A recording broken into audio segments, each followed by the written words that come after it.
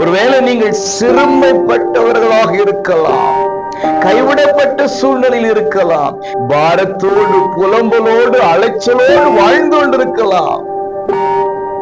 யாரும் என்னை விட்டுட்டு போயிட்டாங்க அப்படி நினைச்சுக்கிட்டு இருக்கலாம். கர்த்தர் சொல்றார், நான் உன்னோடு இருக்கிறேன். பிரியமானவர்களே, இரட்சகர் இயேசுவின் நாமத்தில் மனதார வாழ்த்துக்கள். ஏசப்பா உங்களை ஆசீர்வதிப்பாருங்க. சங்கீதம் 9:9, சிறுமைப்பட்டவனுக்கு கர்த்தர் அடைக்கலமானவர்.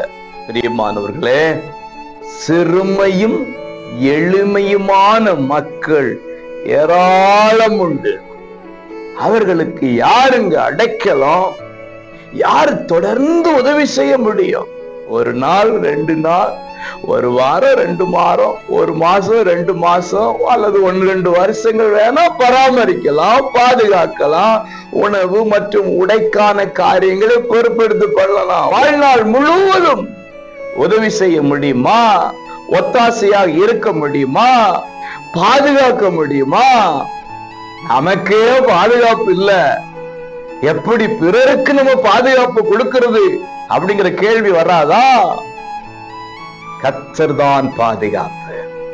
ஒருவேளை நீங்கள் சிறுமைப்பட்டவர்களாக இருக்கலாம், கைவிடப்பட்ட சூழ்நிலையில் இருக்கலாம், பாரத்தோடு புலம்பலோடு அலைச்சலோடு வாழ்ந்து கொண்டிருக்கலாம்.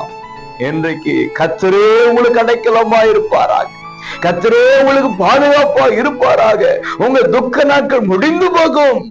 நீங்கள் கைவிடப்பட்டவர்கள் அல்ல, தேவனுடைய பாதுகாப்பு உங்களோடு இருக்கிறது. இன்றைக்கே நடக்கட்டும். God bless you.